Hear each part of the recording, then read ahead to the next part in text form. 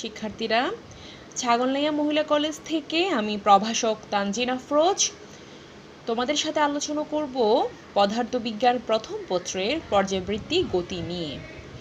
আজকে আমি যে টপিকটা নিয়ে আলোচনা করব সেটা খুবই গুরুত্বপূর্ণ একটা টপিকটা হচ্ছে সরল দোলন গতির ক্ষেত্রে শক্তি।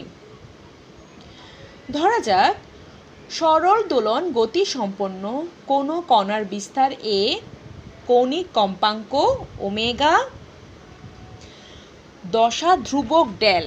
আমি আবারও বলছি, সরল দোলন গতি সম্পন্ন কোনো কণার বিস্তার এ, কৌণিক কম্পাঙ্ক ওমেগা এবং দশা ধ্রুবক ডেল।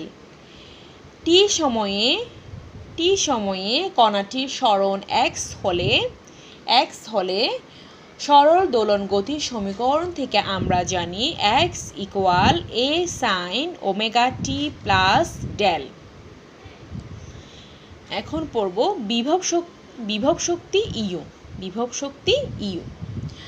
আমরা জানি সরল দোলন গতি সম্পন্ন কোনো কণার উপর তার সাম্যাবস্থানের দিকে ক্রিয়াশীল বল F = kx। এখন বস্তুটিকে x = 0 থেকে x = x অবস্থানে সরাতে তার উপর এর সমান ও বিপরীতমুখী বল তা F' = kx প্রয়োগ করে কাজ করতে হবে। সমান ও বিপরীতমুখী বল F' = kx প্রয়োগ করে কাজ করতে হবে। এই বল দ্বারা কৃত কাজ হবে x অবস্থানে কণাটির সঞ্চিত বিভব শক্তি ইউ। এই বল দ্বারা কৃত কাজ হবে x অবস্থানে কণাটির সঞ্চিত বিভব শক্তি ইউ। তাহলে আমরা যদি এই বলটাকে F' আমরা যদি 0 থেকে x পর্যন্ত ইন্টিগ্রেশন করে দেখি তাহলে কি হবে? দেখো, u = 0 tends to x into F' dx বা u = 0 tends to x kx dx। তাহলে ইন্টিগ্রেশনের সূত্র অনুযায়ী আমরা হচ্ছে একটা ধ্রুবক, এটা এদিকে বের হয়ে যাবে। তাহলে এটা দেখো x² = চলক রাশিটার উপর কি হবে? ইন্টিগ্রেশন হবে। তাহলে x² / 2 0 tends to x। তাহলে আমরা কি পেলাম? হাফটা বের হয়ে যাবে, হাফ k × x² - 0। তাহলে আমরা কি পেলাম? u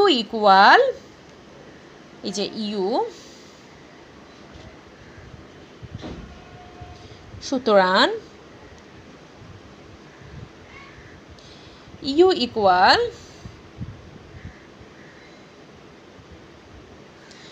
half of k × x² - 0। তাহলে আমরা টোটাল কি পেলাম? সুতরাং u = half of kx²।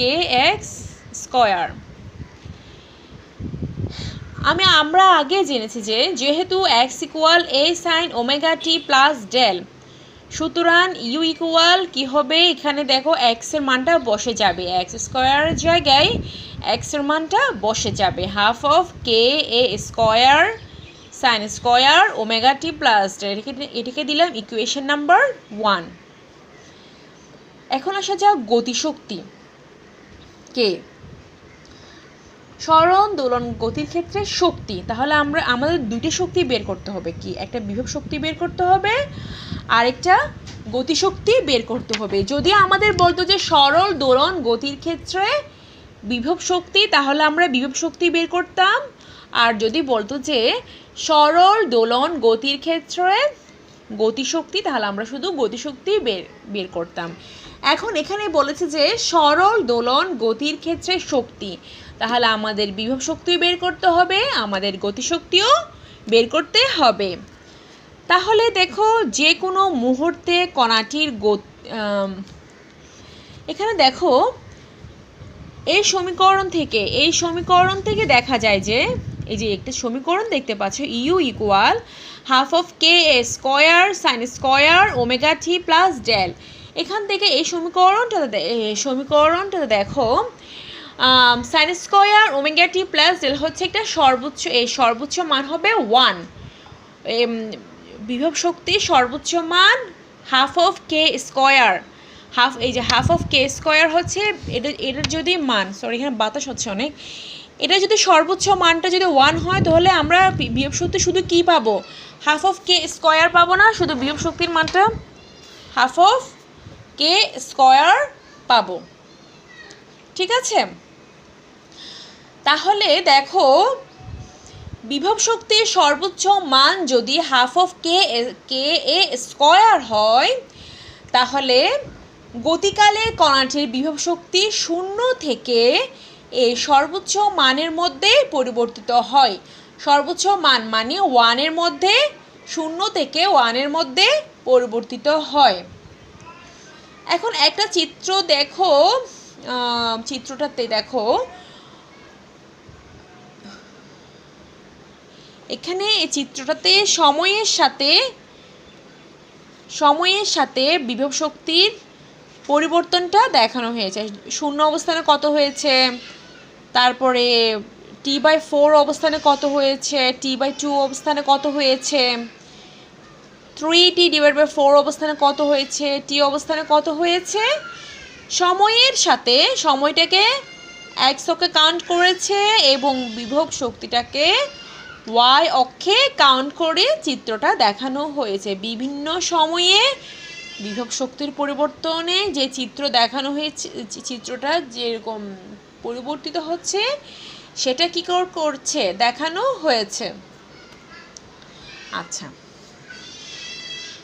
গতিশক্তি কে, যে কোনো মুহূর্তে কণাটির গতিশক্তি হচ্ছে K equal half of mv square, কিন্তু ব্যাগ ভি ইকুয়াল হচ্ছে আমরা কি জানি, ব্যাগের ডিফারেন্সিয়েট মান কি জানি, dx dt।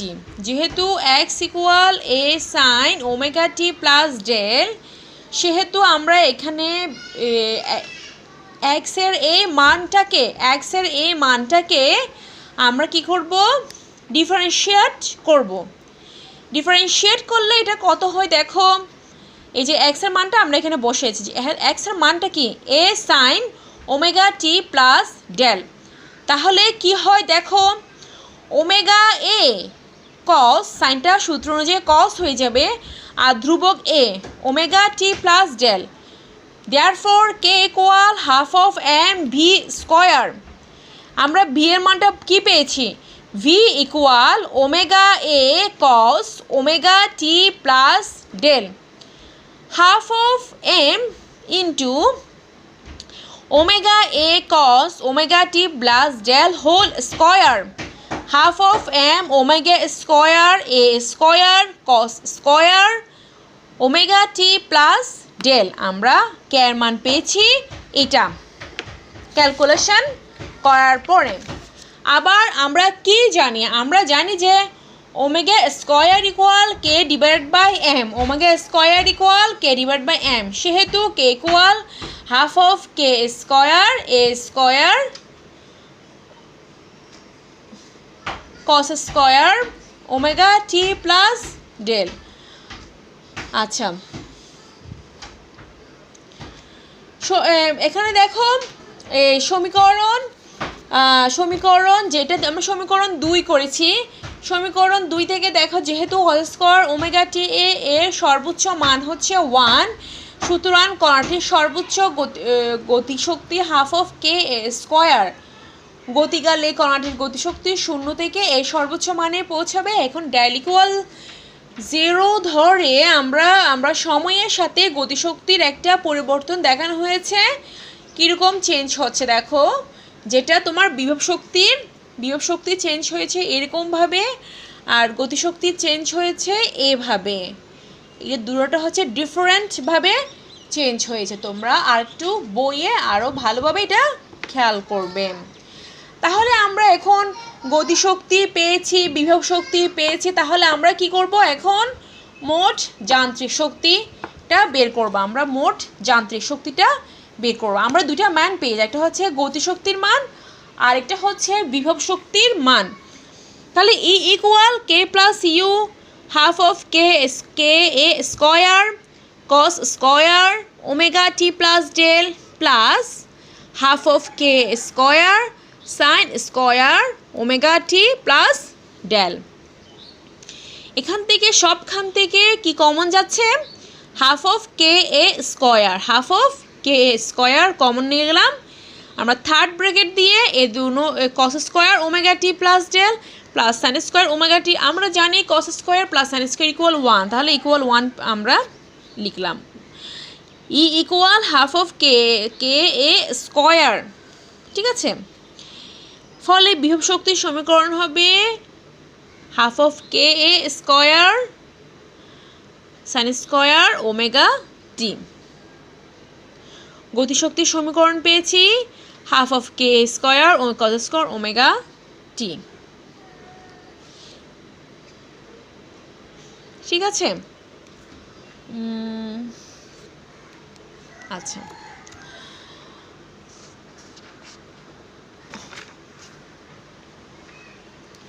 যেহেতু এখানে বল ধ্রুবক, এটাকে বল ধ্রুবক কে একটি, এখানে এটাকে বল ধ্রুবক বলে, বুঝছো?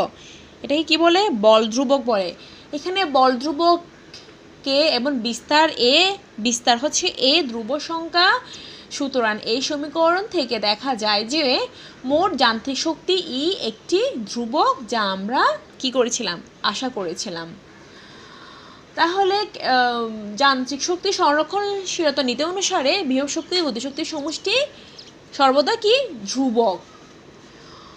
সুতরাং যে কোনো মুহূর্তে বা যে কোনো স্থানে, যে কোনো মুহূর্তে বা যে কোনো স্থানে মোট যান্ত্রিক শক্তি কি সংরক্ষিত থাকে, সংরক্ষিত থাকে। তাহলে সংরক্ষিত থাকে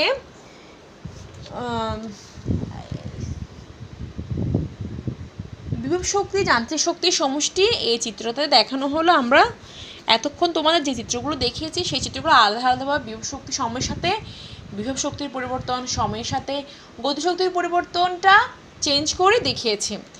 এখন আমি দেখাবো যে সময়ের সাথে গতিশক্তিটা কীভাবে পরিবর্তন হচ্ছে। এই গতিশক্তি, যে গতিশক্তিটা কি, এটা হচ্ছে গতিশক্তি যেটা দেখানো হচ্ছে তোমাদের কিভাবে, যেটা তোমাদের এখানে কি চিহ্ন দ্বারা দেখানো হচ্ছে? ভগ্নরেখা, এটাকে ভগ্নরেখা বলে। ভগ্নরেখা দ্বারা যে চিহ্ন দেখা হচ্ছে এটা হচ্ছে গতিশক্তি, আর তোমার সরু রেখা দ্বারা যে চিত্র দেখা হচ্ছে সেটা হচ্ছে কি? বিভব শক্তি। আর মোটা রেখা দ্বারা কি দেখানো হয়েছে? মোট যান্ত্রিক শক্তি। মোটা রেখা দ্বারা দেখানো হয়েছে। আর টোটাল যান্ত্রিক শক্তিটা কি? মোটা রেখা দ্বারা দেখানো হয়েছে সময়ের সাথে পরিবর্তনটা। আচ্ছা,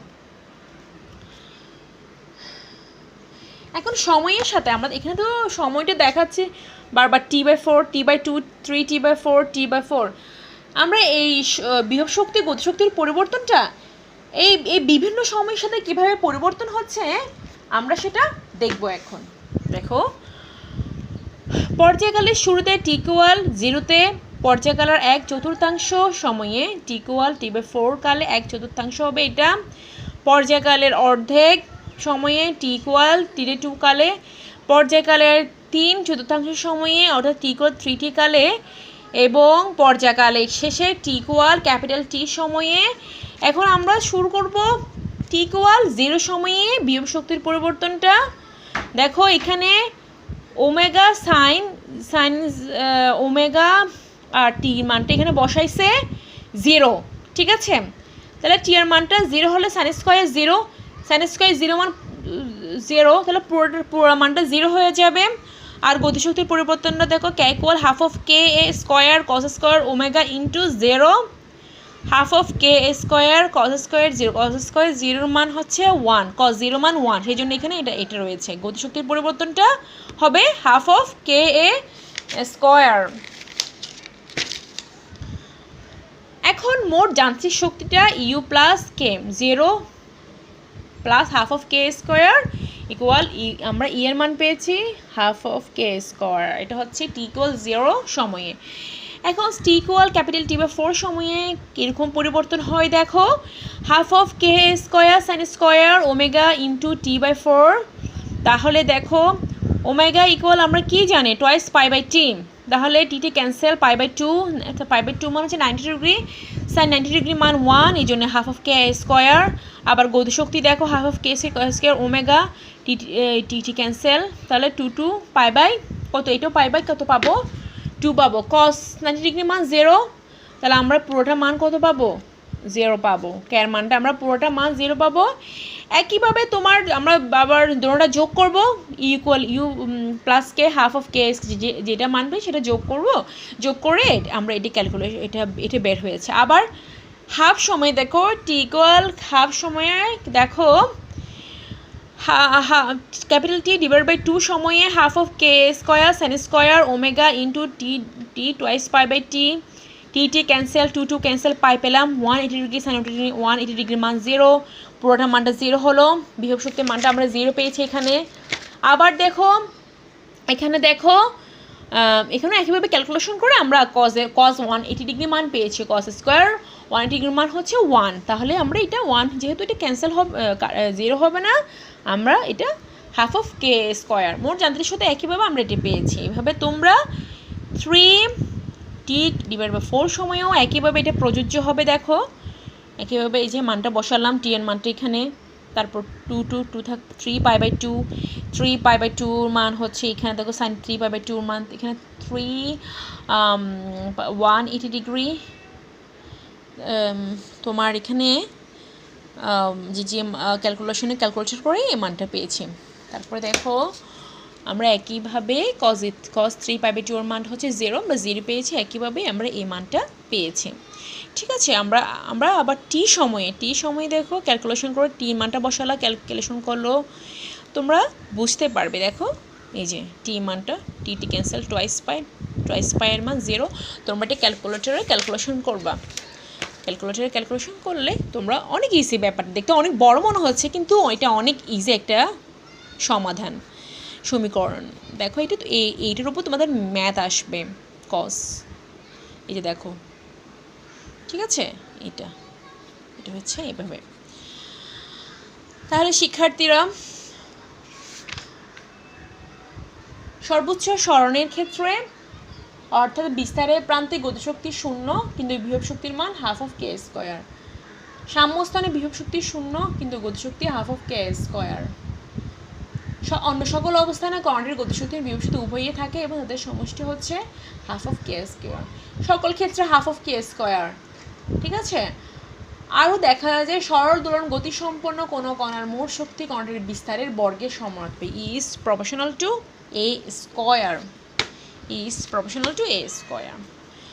তাহলে শিক্ষার্থীরা আমি তোমাদের বুঝিয়েছি, তোমরা বই থেকে পড়ে নেবে। আজকে এতটুকুই, আগামী ক্লাসে অনেক টপিক নিয়ে তোমাদের সাথে আলোচনা করব। ততদিন পর্যন্ত তোমরা ভালো থাকবে, সুস্থ থাকবে, আল্লাহ হাফেজ।